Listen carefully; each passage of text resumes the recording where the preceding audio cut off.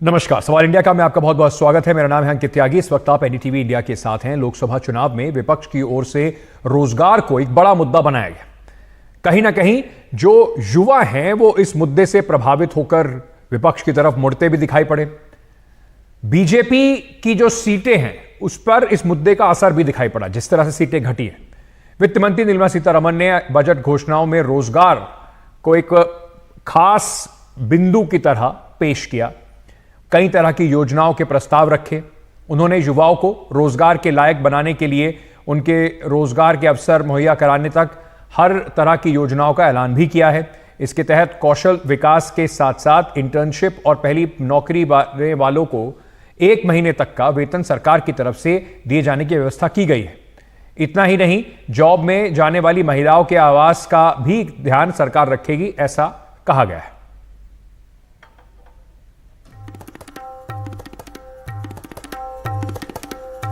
तो क्या क्या कम से कम वादे सरकार कर रही है अपने बजट में, क्या क्या बातें गई है, क्या क्या प्रावधान वो कर रहे हैं। सरकार ने बजट में युवाओं के लिए इंटर्नशिप का प्रोग्राम का एक खाका भी पेश किया।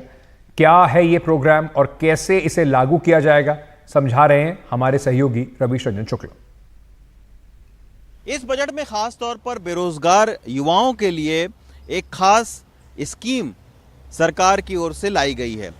वो स्कीम ये है कि आने वाले 5 सालों में 1 करोड़ युवाओं को इंटर्नशिप दी जाएगी और ये इंटर्नशिप भारत की 500 बड़ी कंपनियों में करवाई जाएगी। इस इंटर्नशिप में 5,000 रुपये महीने का प्रावधान रखा गया है और जब आप इंटर्नशिप करना शुरू करेंगे तो सबसे पहले भारत सरकार आपको 6,000 रुपये एक मुश्त देगी और उसके बाद में 5,000 रुपये महीना यानी 12 महीने तक 5,000 रुपये आपको मिलेंगे। यानी 1 साल में भारत सरकार तकरीबन 66 करोड़ रुपया युवाओं को जो बेरोजगार हैं उनको देगी। अब इसमें कैसे ये आप इसको इंटर्नशिप करेंगे, इसके लिए ये है कि 21 साल से लेकर 24 साल तक अगर आप फुल टाइम कोर्स कहीं पर नहीं कर रहे हैं या आप रोज़गार नहीं कर रहे हैं तब आप इसको भरने की काबिलियत रखते हैं। इनमें कौन लोग नहीं भर सकते हैं? इनमें आईआईटी में पढ़ने वाले छात्र नहीं इसको भर सकते हैं, आईआईएम में पढ़ने वाले छात्र नहीं भर सकते हैं और आईआईएससी में भरने वाले जो पढ़ने वाले छात्र हैं वो इस स्कीम के अंतर्गत नहीं आएंगे। अब इस स्कीम को इसलिए लागू किया जा रहा है क्योंकि बेरोजगारी तो एक प्रमुख मुद्दा इस चुनाव में भी देखने को मिला था। कांग्रेस ने बाकायदा जो है वो इंटर्नशिप प्रोग्राम कांग्रेस लेकर आई थी। कांग्रेस का हालांकि आरोप है कि सरकार ने वहाँ से इस आइडिया को लिया है, लेकिन इन सब से अलग बेरोजगारों के लिए ये जो योजना है वो खासी अहमियत इसलिए भी रखती है क्योंकि अभी तक स्किल इंडिया के तहत जो भारत सरकार युवाओं को ट्रेनिंग प्रदान करती थी वो ट्रेनिंग उस तरीके से कारगर साबित नहीं हो रही थी। तो अब ये भारत सरकार ने सोचा कि ये जो क्लासरूम है और वर्क एनवायरनमेंट है उसको एक साथ जोड़ने की ये आप कह सकते हैं कि एक योजना है। यानी जो अनुभव वो क्लासरूम में नहीं ले सकते हैं वो ये युवा जो है वो कंपनियों में लेंगे कि कैसे जो है वो काम करना है, कैसे इसका अनुभव लेना है। साथ में इस ये जो योजना है इस पर तकरीबन इसके लिए 2 लाख करोड़ रुपया भारत सरकार ने रखा है। इसमें से 10% जो कंपनियों का CSR होता है उसके तहत जो 10% की रकम है वो भारत सरकार कंपनियों को देगी। अभी बजट आया है, कुछ दिन के बाद में इसकी जो प्रक्रिया है कि कैसे ये 1 करोड़ इंटर्नशिप जो प्रोग्राम है उसके तहत कैसे जो युवा हैं वो फॉर्म भरें, ऑनलाइन किन किन चीज़ों की रिक्वायरमेंट है, इन सब पर काम चल रहा है। कुछ दिन के बाद में आवेदन इन बेरोजगार युवाओं से मंगाए जा सकते हैं। दिल्ली से कमल के साथ रवीश रंजन शुक्ला, एनडीटीवी इंडिया। थोड़ा और चर्चा करते हैं, समझने की कोशिश करते हैं कि किस तरीके से सरकार इसको कार्यान्वित करने वाली है। रजत सेठी अध्यक्ष हैं अरावली फोरम के, इस वक्त हमारे साथ जुड़ रहे हैं। रजत, बहुत बहुत शुक्रिया हमारे साथ जुड़ने के लिए। सबसे पहले मैं आपसे पूछना चाहूँगा कहीं ना कहीं इस बजट में एक एक्नॉलेजमेंट भी है कि बेरोजगारी की समस्या पर सरकार एग्रेसिव तौर पर अब इसको डील करना चाहती है और उसको फोकस करके, यूथ को फोकस करके, रोजगार को फोकस करके सरकार इस बजट में कई सारी उन्होंने बातें कही हैं। अंकित जी, ऐतिहासिक इसलिए भी है क्योंकि आज तक कभी भी एक लाइन आइटम नहीं रहा रोजगार किसी भी बजट में जिसमें अलग से आके देश के फाइनेंस मिनिस्टर इस पे चर्चा करें और एक लंबा समय उस पर बिताएं। तो ये बात आपकी बिल्कुल सही है कि रोजगार को सरकार भी समझ रही है। कहीं ना कहीं अगर जेन जी इम्पैक्ट होता है और उसको रोजगार के अवसर नहीं मिलते हैं तो उसका प्रभाव राजनीति पे भी पड़ता है और उसका प्रभाव आने वाले चुनावों पर भी पड़ेगा। ये चीज स्पष्ट है कि ये सिर्फ और सिर्फ आप स्टार्टअप और मुद्रा योजना के माध्यम से अगर आप अलग अलग तरीकों से समझाना चाहें युवाओं को, लेकिन युवाओं को आज भी फॉर्मल सेक्टर की नौकरियां चाहिए। उनको आज भी ये चाहिए कि एक फॉर्मलाइज्ड सेटअप में सुबह 9 से 5 की एक नौकरी मिल सके, वो उसकी एक एस्पिरेशन रहती है। उस एस्पिरेशन को ध्यान में रखते हुए ये एक बड़ा इनोवेटिव सा स्कीम सरकार लेकर आई है। स्किल मंत्रालय ने पिछले 10 साल बड़ा भरसक प्रयास किया, लेकिन कोई ब्यूरोक्रेट, सरकारी बाबू ये कैसे बता सकता है कि किस इंडस्ट्री को किस तरह की स्किल्ड मैन पावर की आवश्यकता है? ये तो इंडस्ट्री ही बता सकती है, उसी के पास ज्यादा इंफॉर्मेशन है। इसीलिए मुझे लगता है कि ये व्यवस्था की गई कि जो भारत की 500 सबसे बड़ी कंपनियां हैं जिनके ऊपर में पहले से ये कानून है कि उनको अपने 2% अपने मुनाफों का भिन्न तरीके के सामाजिक कार्यकलापों में स्पेंड करना है, तो उनसे ये कहा गया जब आप ऑलरेडी स्पेंड कर रहे हैं तो आप क्यों नहीं उसका 10% हिस्सा निकाल के देश के युवाओं को इंटर्नशिप दीजिए। और अगर आप देश के युवाओं को इंटर्नशिप दे सकते हैं तो उससे देश के, और 1 साल भर देना है, तो उनमें लगभग एक आपके हिसाब से एक युवा इक्विप भी हो जाएगा और उसको एब्जॉर्ब करना सिस्टम में काफी ज्यादा आसान हो जाएगा। तो इसलिए मुझे लगता है ये काफी कारगर स्टेप हो सकता है अगर 1 करोड़ युवाओं को सच में 1 साल में ट्रेनिंग दी जा सके। तो मुझे लगता है ये एक अपस्किलिंग की योजना इसको मानी जाए, क्योंकि देखिए जैसे रोजगार में और इंटर्नशिप में आपको भी पता है कि फर्क उसमें है, तो इसको माना जाए कि कहीं ना कहीं एक बड़ा कदम होगा लोगों को अपस्किलिंग, युवाओं को अपस्किलिंग के लिए, जिससे कि वो इस तौर पर पहुंच जाएं कि उनको अब्जॉर्ब करना आसान हो जाए। लेकिन उसके बाद भी सवाल ये आएगा कि क्या ये अभी एक स्टॉप गैप अरेंजमेंट है, जॉब्स कहां से आएंगी, वो अभी भी एक बड़ा सवाल है। नहीं अंकित, ये देखिए बात सही है। सरकार और बजट कहीं पर भी ये बात नहीं होती कि ये फलानी स्कीम है इससे 1 करोड़ नौकरियां बनेंगी। उसमें तो तमाम स्कीमें होती हैं, सड़क बन रही है, इंफ्रास्ट्रक्चर के ऊपर 10 लाख 11 लाख करोड़ के आवंटन की बात है, तो वो सब 10-11 लाख करोड़ रुपए खर्च होगा तो भारत की अर्थव्यवस्था में ही खर्च होगा। अगर पोर्ट्स बनाने हैं, एयरपोर्ट्स बनाने हैं, सड़कें बनानी है, रेलवे बनाने हैं, भारत सरकार के जो PSUs हैं वो सशक्त हो रहे हैं, तो इन सब बढ़ेंगे, इन सब में काम होगा तो युवाओं को तो नौकरी मिलेगी ही मिलेगी। कभी भी इसके पहले तक जितनी भी बातें हुई हैं बजटों में, अलग से एक लाइन आइटम कभी भी प्रपोज नहीं किया गया कि रोजगार की व्यवस्था को एक सरकारी नच, एक सरकारी पुश कैसे मिल सके। उसको करने के लिए सरकार ने एक प्रोएक्टिव स्टेप लेने की कोशिश करी है अपनी तरफ से। बाकी जो चीजें चल रही हैं बजट और ग्रोथ के माध्यम से, जो नौकरियां क्रिएट होती हैं, सृजन होता है, वो तो वैसे भी होंगी। उस पे कोई ये नहीं बोल रहा है कि यही 1 करोड़ इंटर्नशिप है और यही 1 करोड़ इंटर्नशिप्स में नौकरी लग गई तो लग गई या नहीं लगी तो नहीं लगी, ऐसा तो किसी ने नहीं कहा। लेकिन हाँ, इसमें भारत सरकार ने एक प्रोएक्टिव स्टेप लेते हुए देश की 500 सबसे बड़ी कंपनियों को डायरेक्ट आइडिया दिया है कि आप अपने CSR स्पेंडिंग को नए वर्कफोर्स को ट्रेन करने के लिए उसका उपयोग करें। और धीरे धीरे जब आदमी इन्वेस्ट करता है उन बच्चों में, उनको ट्रेनिंग करने में, तो उनको एब्जॉर्ब करना भी स्वतः आसान हो जाता है। रजत, एक आइडिया था ये इस इंटर्नशिप का, और आपको ऐसा क्या लगता है इस बजट में, जो युवा फोकस्ड बजट की जो बात हो रही है कि युवाओं के लिए और अपॉर्चुनिटीज बढ़ेंगी, आपको और उसमें क्या क्या प्रमुख बिंदु लगते हैं जो सरकार इस बार कोशिश कर रही है?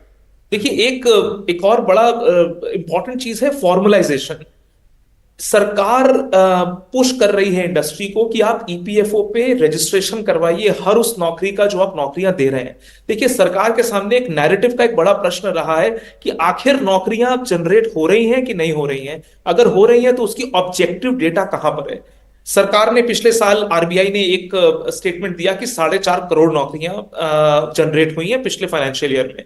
बट उसका कोई लेखा जोखा नहीं है, वो विश्वसनीय नंबर भी नहीं लगता।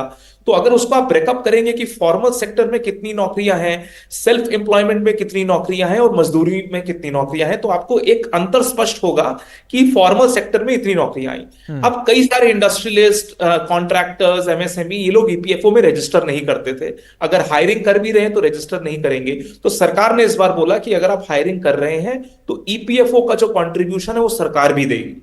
उसके माध्यम से होगा ये कि उसके लालच में आके लोग रजिस्ट्रेशन करना शुरू करेंगे और सरकार के पास ठोस आंकड़े होंगे जनता के सामने रखने के लिए कि इतने नौकरियों का सृजन फॉर्मल सेक्टर में हुआ इस पिछले फाइनेंशियल ईयर में। तो ये एक महत्वपूर्ण चीज है जी। साथ ही साथ अगर आप देखें, स्टार्टअप को एंथूज करने का प्रयास किया गया है। एंजल टैक्स हटा है। एंजल टैक्स के हटने से मुझे ऐसा लगता है बहुत सारा फाइनेंशियल मूवमेंट होगा स्टार्टअप इंडस्ट्री में। बिल्कुल, वो कहा जा रहा है कि बड़ी गलती सरकार की जो इस बजट में सुधारी गई है। बिल्कुल बिल्कुल। देखिए क्या हो रहा था, टॉप आईआईटीज, आईआईएम्स, मैं खुद जानता हूं, मेरे जूनियर्स आईआईटी खड़गपुर से, उनको इस साल नौकरी लगने में समस्या आ रही थी। तो कहीं ना कहीं समस्या थी, गंभीर थी और काफी डीप लेवल तक गई हुई थी। और ये जो टॉप टियर टैलेंट है इंडिया का, वो भी स्टार्टअप में काम नहीं कर सकता था क्योंकि कैपिटल रेस करना मुश्किल हो गया था। एफडीआई कम हो गया है, वेंचर कैपिटल इंडिया में आना कम हो गया है। तो ये सब जितने भी बिल्डिंग ब्लॉक्स थे, ये सब समस्या का कारण बन रहे थे। मुझे लगता है ये एंजल टैक्स को एबॉलिश करने से फाइनेंस आएगा, नौकरियां आएंगी और जो उच्च वर्ग है उसमें भी नौकरियां आएंगी और नीचे ट्रिकल डाउन भी होगा इसका। सेठी, बहुत बहुत शुक्रिया हमारे साथ इस चर्चा में भाग लेने के लिए। छोटा सा ब्रेक लेंगे, लेकिन उससे पहले आपको बजट से जुड़ी हुई थोड़ी और खबरें बता दें कि कल पेश हुए आम बजट पर संसद के दोनों सदनों में चर्चा जो है वो जारी है। गर्मा गर्म चर्चा हो रही है, बहुत जबरदस्त बहस हो रही है और पूर्व वित्त मंत्री पी चिदम्बरम ने बड़े तीखे सवाल जो हैं वो भी पूछे निर्मला सीतारमण से। अब इस दौरान संसद के दोनों सदनों में विपक्ष का जो जिस तरीके से सरकार का विरोध कर रहा है वो बिल्कुल देखने को मिला। राज्यसभा में नेता विपक्ष मल्लिकार्जुन खड़गे ने सरकार पर बिहार और आंध्र प्रदेश के अलावा बाकी राज्यों की अनदेखी करने का आरोप लगाया और बोला कि इस पर जो हमला करते हुए बोला कि सरकार बचाने की कवायद का ये बजट है। इस पर वित्त मंत्री निर्मला सीतारमण ने कहा कि जब कांग्रेस के राज में बजट आता था तो कितनी बार स्पीच में देश के हर राज्य का नाम लिया जाता था। वित्त मंत्री के जवाबी हमले के बीच में विपक्षी दलों ने थोड़ी देर के लिए सदन से वॉकआउट भी किया।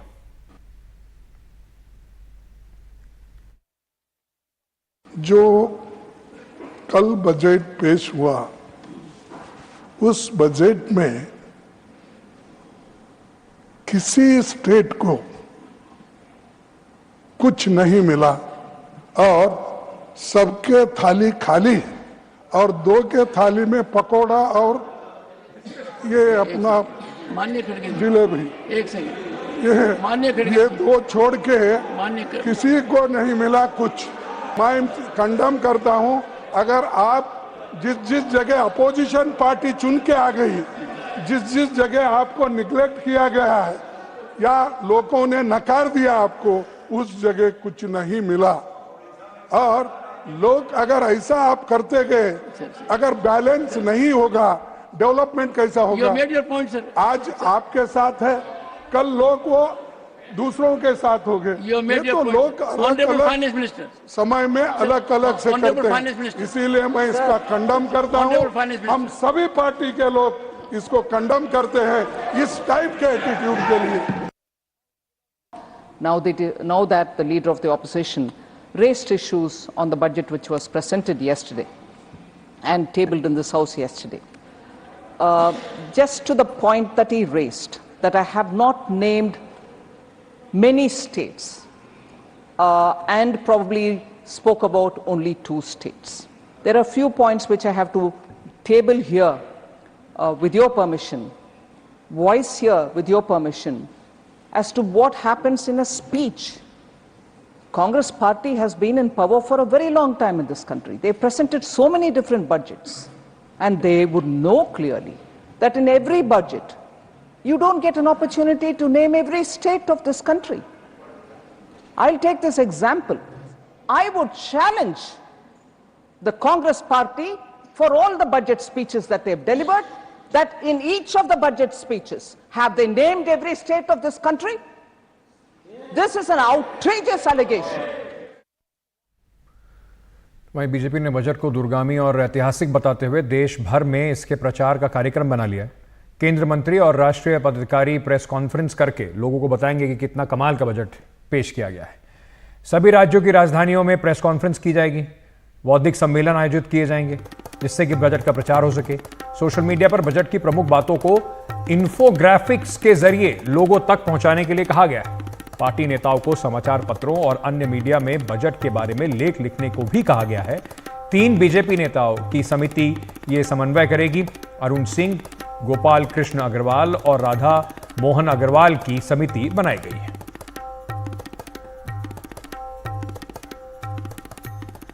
तो बजट में क्या समझ में आया, क्या समझ में नहीं आया, कम से कम भारतीय जनता पार्टी आपको ये समझाने की कोशिश जरूर करेगी कि इससे बेहतर बजट नहीं हो सकता था।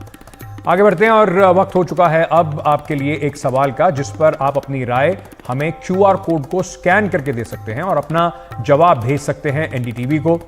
सवाल यह है कि क्या बेरोजगारी दूर करने में यह बजट गेम चेंजर साबित होगा, जो 2024 बजट में घोषणाएं की गई हैं। हां या ना में आप जवाब दे सकते हैं। QR कोड को स्कैन करके अपना जवाब भेज सकते हैं। हम शाम को इसके उत्तर भी आपको दिखाएंगे।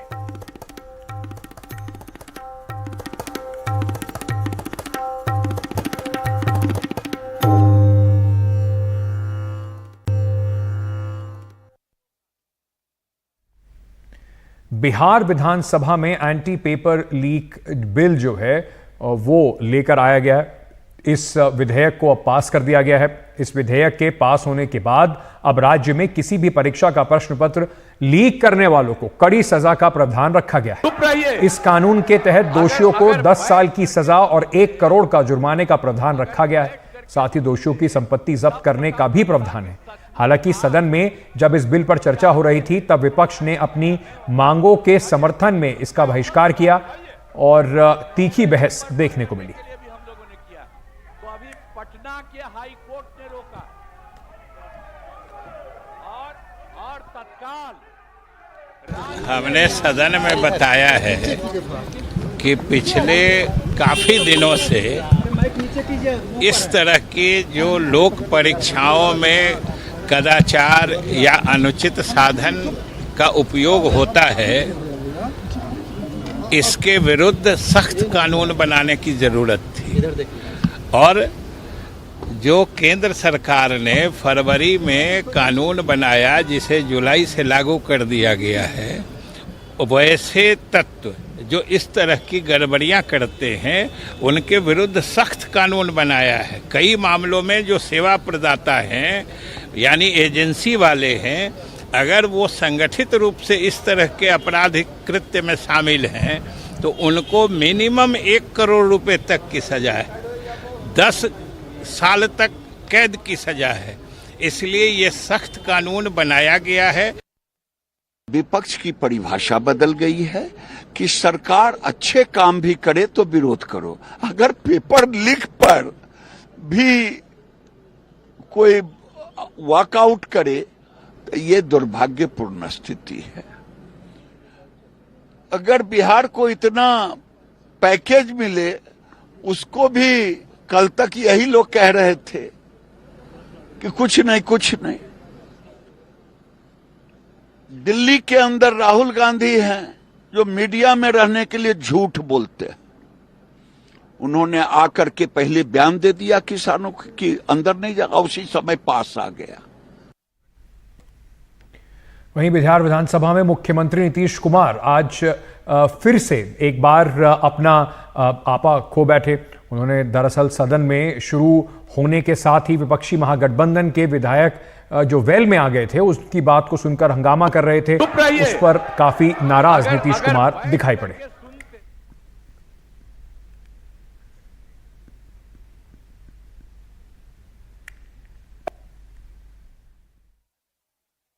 कल बड़ा भारी आंदोलन कर रहे थे, आज जब हम तो 10 से आंदोलन कर रहे थे जी, बिहार को विशेष राज्य का दर्जा मिले, आपका पटिया नहीं किया, ये दोनों एक साथ थे।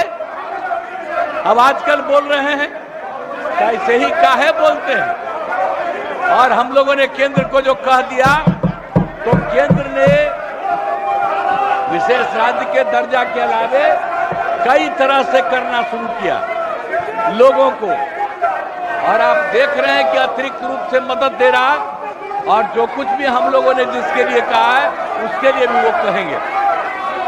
तो कल जो हंगामा कर रहे थे उसका जवाब, और आज जो कर रहे हैं कोई मतलब नहीं। पूरा का पूरा हम लोगों को भी इसके लिए सुप्रीम कोर्ट में गए हैं कि ये ठीक नहीं है, और केंद्र को भी हम लोगों ने दे दिया है पहले से कि 9वां सूची में इसको शामिल करिए। इसलिए बैठिए आराम से, चुप रहिए। अगर बैठ करके सुनते तब पता चलता कि सचमुच आप कुछ चाहते हैं। अरे महिला हो, कुछ जानती नहीं हो, महिला को अरे बोल रही है, कहां से आते? इन लोगों के साथ जो हैं, ये लोग कोई महिला को आगे बढ़ाया था? अरे हम 5 के बाद न महिला को बढ़ाए हैं, बोल रही हो फालतू बात।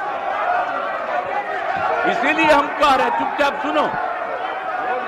अरे ऐसे ही बोल रहे, अरे क्या हुआ, सुनोगे नहीं? हम तो सुनाएंगे, और अगर आप नहीं सुनिएगा तो आपकी गलती है। नीतीश कुमार काफी नाराज नजर आ रहे थे। हमारे सहयोगी मनीष जी इस वक्त हमारे साथ जुड़ रहे हैं। मनीष जी, एक दो हिस्सों में बांट लेते हैं। पहले तो उस पर बिल पर बात कर लेते हैं जो सरकार ने अब पारित किया है। नीट को लेकर भी सुप्रीम कोर्ट के फैसले में भी पटना की जिक्र दिखाई पड़ा, और पहली बार ऐसा नहीं है कि बिहार में पेपर लीक का मामला सामने आया, वो बड़े बड़े पेपर यहां पर लीक हुए हैं। तो सरकार को लगता है कि इस बिल से कुछ उस पर रोक लगाने में उन्हें मिलेगी राहत। देखिए अंकित, आपके सवाल के कई सारे भाग हैं। एक तो मैं आपको बता दूं कि आजकल हर राज्य सरकार अपने अपने राज्य में एंटी क्वेश्चन पेपर लीक विधेयक ला रही है, जिससे कि ऐसी घटनाओं पर अंकुश लगाया जा सके, क्योंकि हर सरकार परेशान है। ना केवल बिहार, बल्कि आप देखेंगे अमूमन हर राज्यों में जो भी प्रतियोगिता परीक्षा होती है या यानी कि कोई नौकरियों का भी ये होगा, तो जैसे बिहार में ही हाल के दिनों में बीपीएससी एग्ज़ाम के भी पेपर्स लीक हुए, पुलिस में भर्ती की जो परीक्षा हो रही थी वो भी लीक हुई, और उसके जांच के घेरे में तो वहाँ के जो चेयरमैन थे, जो कि राज्य के पूर्व पुलिस महानिदेशक थे, वो भी जांच के घेरे में थे। हालांकि पुलिस विभाग की बात है तो अमूमन उनको गिरफ्तार नहीं किया गया, लेकिन उनके जो जांच में कई सारे खामियां उनके पार्ट पे भी पाया गया। लेकिन सवाल यह है कि क्या एक विधेयक पास होने से क्या बिहार में आने वाले दिनों में परीक्षाओं में क्वेश्चन पेपर लीक नहीं होगा? तो ये एक बड़ा सवाल है, क्योंकि बिहार में आपको मैं बता दूं अंकित, अपने अनुभव के आधार पर कि 20 वर्षों से अधिक से क्वेश्चन पेपर लीक हो रहे हैं। जो देश के अन्य भाग में हुए, जो मास्टरमाइंड थे वो बिहार के थे, वो नालंदा जिले के थे, लेकिन बाद के दिनों में हमने यही देखा कि सीबीआई जैसी संस्था भी उन्हें कन्विक्ट करा पाने में विफल हुई, और बाद में वो बड़े राजनेता बनकर उभरे, क्योंकि उनका एक प्रभाव क्षेत्र काफ़ी बड़ा होता है। लेकिन अब सवाल यह है कि आज जब ये कानून पारित हो गया है, तो क्या अभी तक जो गिरफ्तार लोग हैं, क्या वो उनको आने वाले दिनों में बिहार पुलिस या ईओयू जो अमूमन अधिकांश मामलों की जांच करती है, तो उन्हें दोषी करार दे पाएगी या दिला पाने में सफल होगी? ये एक बड़ा सवाल है और ये एक बड़ा चुनौती है, और इस कानून की भी परीक्षा आने वाले दिनों में हो जाएगी।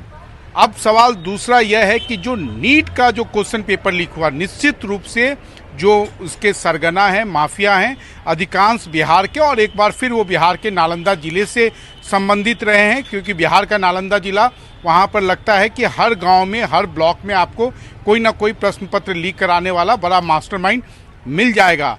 लेकिन नीट परीक्षा में जो एक फैसले में आया है कि प्रश्न पत्र तो लीक हुआ, हजारीबाग से लीक हुआ, पटना तक क्वेश्चन पेपर पहुंचा, देश के अन्य भागों में भी पहुंचा, लेकिन ये लोकलाइज्ड है और ये इसका जो बेनिफिशियरियों की संख्या सीमित है, उसके आधार पर पूरी परीक्षा को रद्द करना सुप्रीम कोर्ट ने उचित नहीं समझा। लेकिन जो इस मामले की जांच कर रहे हैं पुलिस अधिकारी हैं, उनका कहना है कि इसका बड़ा लाभ जो है इस मामले के आरोपियों को मिलेगा, क्योंकि अब आने वाले दिनों में जो सर्वोच्च न्यायालय का फैसला आया है अंकित, उसके बाद से अगर कोई भी क्वेश्चन पेपर लीक में अगर पकड़ा जाता है, गिरफ्तारी होती है, तो वो यही कहेगा कि उसने मात्र कुछ लोगों के लिए प्रश्न पत्र लीक किया था, तो उससे उसके खिलाफ कोई बहुत बड़ी कार्रवाई नहीं होगी। अंकित, दर्शकों तक लाने के लिए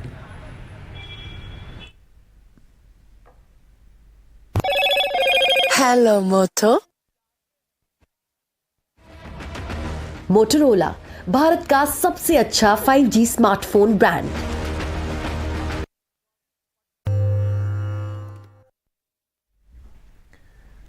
वित्त मंत्री निर्मला सीतारमण ने बजट पेश करते हुए इनकम टैक्स की दरों में कुछ ऐलान किए। वित्त मंत्री ने कहा कि नई इनकम टैक्स रिजीम के दरों में बदलाव किया गया है। इसके अलावा उन्होंने नौकरी पेशा वर्ग के लिए सैलरी डिडक्शन यानी कि मानक कटौती को 50,000 रुपए से बढ़ाकर 75,000 रुपए करने की बात कही।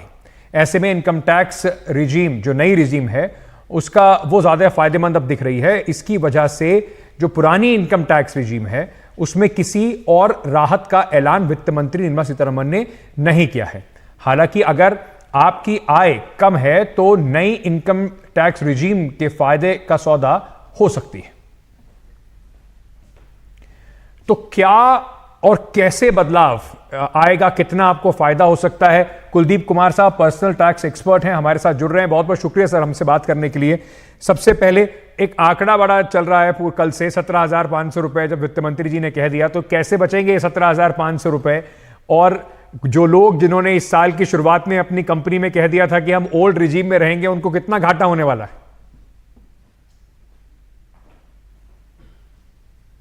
सर अनम्यूट कर लीजिए अपने आप को। जी शुक्रिया Ankit, thank you for having me on this show. जो कल वित्त मंत्री जी ने जो न्यू टैक्स रिजीम के स्लैब में जो चेंज किया है वो इस प्रकार है। एक तो जो 0% की 0 से 3 लाख की जो स्लैब थी उसमें कोई भी चेंज नहीं है, और जो 5% वाली स्लैब थी जो 3 से 6 लाख की थी उसको 3 से 7 लाख कर दिया, और जो 10% वाली स्लैब थी 6 से 9 वाली उसको 7 से 10, और जो 15% वाली स्लैब थी 9 से 12 उसको 10 से 12 कर दिया, और 12 से ऊपर वाली स्लैब में कोई और चेंज नहीं है। सो इस पूरे बदलाव से आप समझ लीजिए कि 10,400 का बेनिफिट सीधा सीधा टैक्स पेयर को जाता है। इसको जब हम नए टैक्स रिजीम की इस बजट की दरों को पिछले साल की दरों से कंपेयर करें, और इसके अलावा उन्होंने जो स्टैंडर्ड डिडक्शन बढ़ाई है, जो पहले 50,000 थी अब उसको 75,000 कर दिया, 75,000 कर दिया, तो उस 25,000 की वजह से भी टैक्स में जो सेविंग होगी, तो इन सब की सेविंग मिलाने के बाद जो आंकड़ा बनता है वो 17,500 के करीब में आता है। सर मैं ये भी आपसे समझना चाहूंगा कि अगर किसी ने अभी ओल्ड टैक्स रिजीम को चुना हुआ है अपने इनकम टैक्स के लिए आने वाले साल के लिए, तो क्या कितना नुकसान अब उस व्यक्ति को होगा? क्या मतलब पछतावा करना पड़ेगा लोगों को, या फिर आप ये मान के चलें कि कुछ बहुत फर्क नहीं है दोनों में अभी? नहीं, मेरे ख्याल से खैर मुझे इस बार के बजट से ये जरूर उम्मीद थी कि शायद वित्त मंत्री जी पुरानी जो ओल्ड रिजीम को बिल्कुल ही खत्म कर देंगे, तो मुझे लगता है कि उन्होंने ये फैसला इस बार नहीं लिया, लेकिन उन्होंने ये किया कि उन्होंने ओल्ड रिजीम में कोई भी चेंज नहीं किया, उसको ऐसे का ऐसे ही छोड़ दिया। तो इसका मतलब ये है कि जैसे जैसे जो नए टैक्स रिजीम में जो चेंजेस आते जा रहे हैं, जो वो कंसेशन दे रहे हैं, तो उसका ओल्ड रिजीम वालों को बेनिफिट नहीं मिल रहा है। जैसे कि जो स्टैंडर्ड डिडक्शन अभी 75,000 की हो गई है, तो ओल्ड रिजीम वालों के लिए वो 50 के 50,000 ही रह गई है। तो अगर मैं आपको एक एग्जाम्पल के तौर पर समझाऊं कि जैसे किसी की अगर कोई इनकम 10 लाख थी, 10 लाख है, अगर वो ओल्ड रिजीम को अगर वो अपनाए हुए है, तो उसको कम से कम 65,000 का टैक्स ज्यादा देना पड़ेगा एज कंपेयर टू द नई रिजीम की वजह से। अगर किसी की इनकम 12 लाख है, तो उसमें ये जो फायदा है वो 96,200 हो जाता है, और 15 लाख का जो जिसकी कोई इनकम है, टैक्सेबल इनकम है, तो उस केस में जो डिफरेंस है वो 1,27,400 का है। तो आप समझिए कि ये गैप इसलिए इतना ज्यादा है क्योंकि जो पुराने वाली रिजीम है उसमें 0 से लेके 2.5 लाख तक कोई टैक्स नहीं, और 2.5 लाख से 5 लाख तक जो है उसमें 20%, और 10 लाख से ऊपर जो है उस पर 30% टैक्स लगता है। तो मेरे ख्याल से आगे आने वाले समय में तो हम देखेंगे कि एक ही टैक्स व्यवस्था रह जाएगी, वो कि नए रजीम। और आपने ये देखा था कि वित्त मंत्री जी ने एक और भी बात कही थी कि वो इनकम टैक्स एक्ट को पूरा रिवैम्प करेंगे। तो हो सकता है कि वो चेंजेस ऐसे होंगे, और जैसे कि हमने कैपिटल गेन के टैक्स के रजीम में भी चेंजेस देखे हैं कि हर चीज को बड़ा सिंप्लीफाई करते जा रहे हैं, ताकि आप सीधा अपनी इनकम पे टैक्स पे करिए और शांति से रहिए। बहुत बहुत शुक्रिया हमारे साथ जुड़ने के लिए और दर्शकों तक ये थोड़ा आसान भाषा में समझाने के लिए कि कौन सी रिजीम आपके लिए फायदेमंद रहेगी। चलिए आगे बढ़ते हैं और बात करते हैं हंदई की, जो उनकी पहल समर्थ है, एनडीटीवी के साथ साझेदारी में दिव्यांगों के अधिकारों के लिए काम कर रही है। ये पहल अब एक राष्ट्रव्यापी आंदोलन बन चुकी है और इसे देश भर के जाने माने लोगों का सहयोग और आवाज प्राप्त हो रहा है। इन्हीं में से एक है आवाज है केंद्रीय मंत्री नितिन गडकरी की, आपको सुनवाते हैं। सर, पर्सन विद डिसेबिलिटीज के लिए भी क्या कोई जरिया आपने क्रिएट किया पब्लिक ट्रांसपोर्टेशन? अभी तो हमने ड्राइविंग लाइसेंस बहुत आसान कर दिया उनके लिए अलग अलग प्रकार की गाड़ियाँ ये कंपनियाँ बना रही है, और सबसे बड़ा हर बस में उनकी अलग व्यवस्था की। अभी देखो प्रॉब्लम क्या है, हम बस में जब चढ़ते हैं तो 1 2 3 ऐसी लेयर होती है, और ये गलत है। मैंने सब जगह कहा, 2 चीज़ें ट्रांसपोर्ट मंत्री करके सबको कहा कि आप मैक्सिमम 8 इंच है, कोई भी चढ़ के जा सकता है।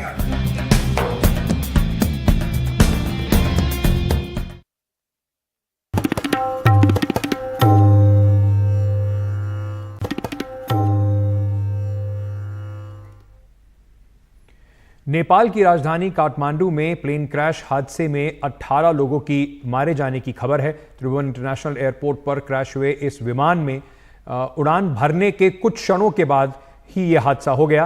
क्रैश हुए विमान में 19 लोग सवार थे। प्लेन क्रैश होने का सीसीटीवी फुटेज सामने आया है और शौर्य एयरलाइंस का ये विमान काठमांडू से पोखरा के लिए उड़ान भर रहा था।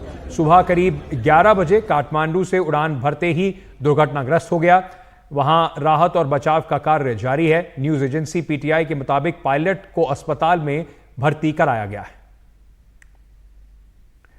मेरे सहयोगी उमा शंकर सिंह इस वक्त हमारे साथ जुड़ रहे हैं। उमा, नेपाल में जो हवाई दुर्घटनाएं हैं या हवाई यातायात है, उसको लेकर प्रश्न चिन्ह कई बार बनाया हुआ है, सुरक्षा को लेकर सवाल उठते रहे हैं, लेकिन ये बिल्कुल एक हैरत अंगेज तरीके से इसकी जो फुटेज है वो बाहर आई है। एक और हादसा नेपाल में।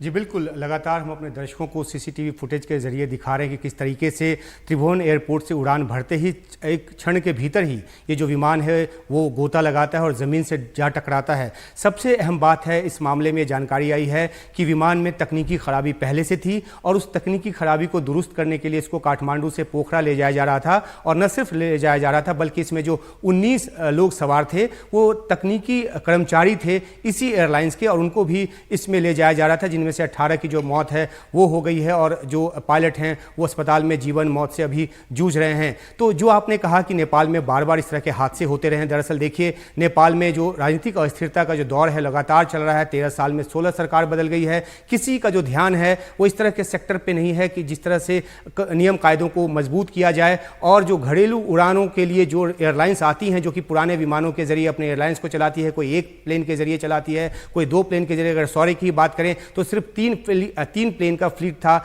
जिसको कि 2020 में 3 फ्लीट का किया गया, और जो रखरखाव की जो कमी है वो साफ वहां से उसकी जानकारी निकलकर सामने आ रही है। तो इस सेक्टर में क्योंकि वहां पे पहाड़ी इलाका है, लोग ज़्यादातर हवाई रास्ते से समय बचाने के लिए ट्रैवल करते हैं, लेकिन वो सेक्टर बहुत ही नेग्लेक्टेड है, सरकार का ध्यान नहीं है। रखरखाव की कमी के चलते पुराने प्लेन जो हैं वो अक्सर जो हादसे का शिकार हैं होते रहे, और इसी की बानगी एक बार फिर से देखने को मिली है जब एयरपोर्ट पर उड़ान भरने के साथ ही ये विमान जो है वो हादसे का शिकार हो गया।